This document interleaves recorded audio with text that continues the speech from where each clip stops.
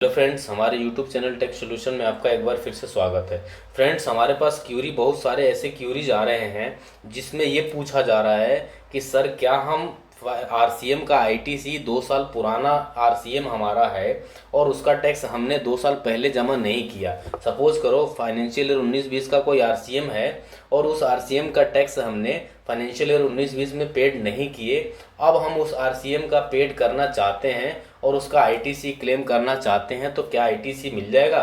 तो आज हम इस वीडियो में आरसीएम की ही पूरी बातें करेंगे और आपको हम बताएंगे कि आरसीएम की आईटीसी आपको किस प्रकार क्लेम करनी है, क्या क्या कंडीशंस हैं, क्या क्या आपको कंडीशंस फुलफिल करने हैं, तब आपको आरसीएम का आईटीसी मिलेगा। अगर आपका 2 साल 3 साल आरसीएम का कोई आईटीसी है जो आपने आरसीएम का टैक्स नहीं भरा है और आरसीएम का टैक्स अभी आप भरना चाहते हैं, तो उसका आईटीसी कैसे क्लेम करेंगे आप और क्या क्या कंडीशंस हैं, वो सारे कंडीशंस हम डिस्कशन करेंगे एक एक करके।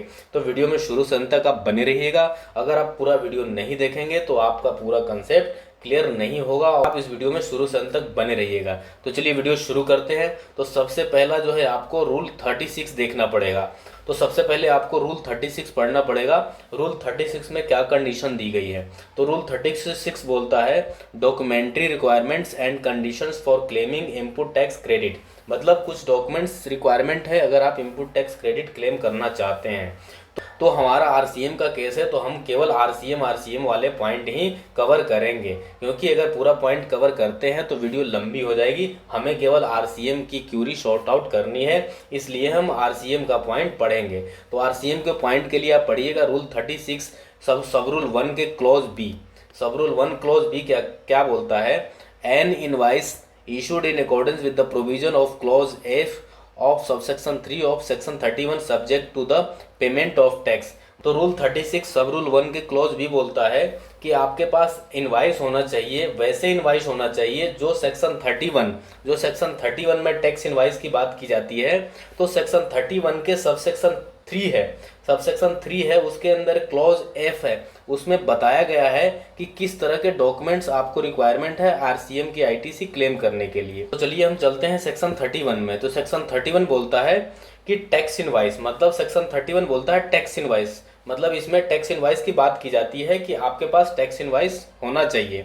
तो आरसीएम के केस में किस प्रकार का इनवाइस होना चाहिए? तो हम चलते हैं सब सेक्शन 3 में। सेक्शन 31 के सबसेक्शन 3 क्या बोलता है? Notwithstanding anything contain in subsection 1 and subsection 2। मतलब जहां ये वर्ड लिखा हुआ होता है notwithstanding anything contain और यहाँ पे कोई पर्टिकुलर सेक्शन या सबसेक्शन का हवाला दिया हुआ रहता है, तो इसका मतलब ये सबसेक्शन जो है सबसेक्शन 3 सबसेक्शन 1 और सबसेक्शन 2 को ओवरऑल करता है। सबसेक्शन 1 या सबसेक्शन 2 में कुछ भी लिखा हुआ हो उसे नहीं मान्य किया जाएगा। सबसेक्शन 3 के अलावा सबसेक्शन 1 या सबसेक्शन 2 में कुछ भी बातें लिखी हो उस बातें को ओवरऑल करता है सबसेक्शन 3। तो चलिए सबसेक्शन 3 के क्लॉज एफ पढ़ लेते हैं। इसमें क्या बोला गया है? और registered person who is liable to pay tax under subsection 3 और subsection 4 of section 9 shall issue an invoice in respect of goods or services or both received by him from the supplier who is not registered on the date of receipt of goods or services or both. ऐसे registered person जो subsection 3 और subsection 4 of section 9 में liable हो रहे हैं RCM में tax पे करने के लिए, और वो रजिस्टर्ड पर्सन जिन्होंने वैसे पर्सन से गुड्स या सर्विसेज रिसीव किए हैं जो पर्सन अनरजिस्टर्ड है। जो पर्सन क्या है? अनरजिस्टर्ड है, जो पर्सन रजिस्टर्ड ही नहीं है, तो उस केस में आरसीएम में टैक्स पे किया जाता है और वो रजिस्टर्ड पर्सन आरसीएम में टैक्स पे करेगा जिन्होंने गुड्स और सर्विसेज रिसीव की है। तो उससे क्या करना है कि एक इनवाइस इशू करना है इन respect of goods or services or both received bye him from the supplier. जिस सप्लायर से गुड्स या सर्विसेज रिसीव किए हैं उस सप्लायर के अगेंस्ट में खुद को ही एक बिल बनाना है, खुद को ही एक इनवाइस बनाना है और उस इनवाइस पे आरसीएम एप्लीकेबल करना है और आरसीएम के अंडर में उसको टैक्स पे करना है, टैक्स का चालान जमा करना है और उसका पेमेंट करना है। तो पेमेंट करने के लिए आगे इन्होंने बोला है और registered person who is liable to pay tax under subsection 3 of subsection 4 of section 9 shall issue a payment voucher at the time of making payment to the supplier. तो आपको ध्यान रखना है कि आप सप्लायर को पेमेंट करते हैं तो उसके अगेंस्ट में एक वाउचर बनाना है, पेमेंट वाउचर बनाना है आपको। जिस टाइम आप पेमेंट कर रहे हैं उस टाइम आपको पेमेंट वाउचर भी बनाना है, और आपको उस अमाउंट के ऊपर, जिस अमाउंट का गुड्स या सर्विसेज आपने रिसीव किए हैं उतने अमाउंट का आपको इनवाइस बनाना है, सेल्फ इनवाइस बनाना है, और उस इनवाइस के ऊपर आपको आरसीएम पे करना है। और आरसीएम पे करने के बाद फिर क्या करना है, आपको कंडीशन क्या है आईटीसी क्लेम करने के लिए। अब यहाँ तो बात हो गई नॉर्मल कि आपने आरसीएम में टैक्स पे कर दिया और आपने आरसीएम का आईटीसी क्लेम कर लिया, ये नॉर्मल बातें हो गई। अब बात आती है कि आपने फाइनेंशियल ईयर 19-20 या फाइनेंशियल ईयर 20-21 की जो है आईटीसी आप क्लेम करना चाहते हैं, जिसका टाइम पीरियड सेक्शन 16(4) का टाइम पीरियड जो होता है, सितंबर का टाइम पीरियड होता है, वो सितंबर का टाइम पीरियड जा चुका है। इसके बाद आप आईटीसी कैसे क्लेम करेंगे, आपको आईटीसी कैसे मिलेगा फाइनेंशियल ईयर 19-20 का, अगर आपने फाइनेंशियल ईयर 22-23 में या फाइनेंशियल ईयर 23-24 में आपने टैक्स का पेमेंट करना चाहते हैं और आईटीसी क्लेम करना चाहते हैं, तो किस तरह से आपको आईटीसी मिलेगा, क्या क्या कंडीशंस फॉलो करने हैं। तो चलिए, कंडीशंस फॉलो करने के लिए हमें देखना पड़ेगा सेक्शन 16 पढ़ना पड़ेगा। तो सेक्शन 16 क्या बोलता है, eligible and condition for taking input tax credit.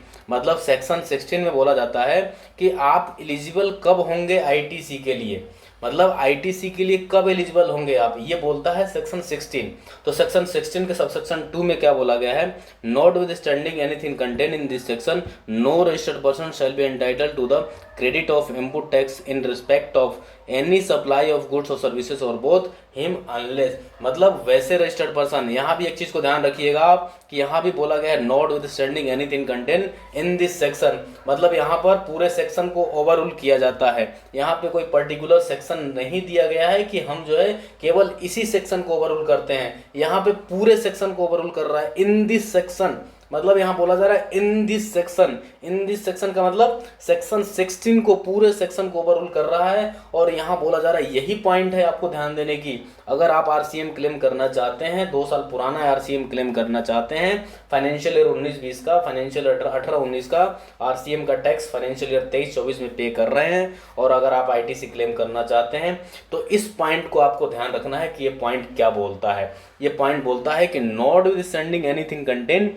In this section, मतलब इन दिस सेक्शन का मतलब सेक्शन 16 को, पूरे सेक्शन को ओवररूल कर रहा है ये सेक्शन सबसेक्शन 2, और बोलता है कि वैसे रजिस्टर्ड पर्सन लायबल नहीं होंगे जो ये कंडीशन फुलफिल नहीं करेंगे। तो अगर आप ये कंडीशन फुलफिल कर देते हैं तो आपको आईटीसी मिल जाएगा, क्योंकि जो सितंबर एंड लास्ट डेट होती है फाइनेंशियल ईयर का, वो फाइनेंशियल ईयर में बोला जाता है सबसेक्शन 4 की बात करी जाती है, उसमें सेक्शन 16 के सबसेक्शन 4 की बात की जाती है वहाँ पे, कि आप जो है सेक्शन 16 के सबसेक्शन 4 के अकॉर्डिंग सितंबर तक लायबल हैं। पिछले फाइनेंशियल ईयर का कोई आईटीसी रह जाता है तो आप सितंबर तक, आप नेक्स्ट फाइनेंशियल ईयर के सितंबर तक आप आईटीसी क्लेम कर सकते हैं। ये बात लिखी गई है सेक्शन 16 के सबसेक्शन 4 में। लेकिन यहाँ पर सेक्शन 2 जो है, सबसेक्शन 2 जो है सेक्शन 16 का सबसेक्शन 2 यहाँ पे ओवररूल करता है पूरे सेक्शन को, और बोलता है कि कोई भी सेक्शन में कुछ भी लिखा हो, सेक्शन 16 के किसी भी सबसेक्शन में कुछ भी लिखा हो,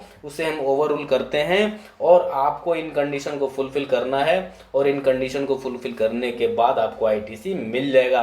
तो इसमें क्या कंडीशन दिया गया है, पहला कंडीशन में बोला है his possession of tax invoice or debit note issued by supplier registered under this act or such other tax paying documents as may be prescribed.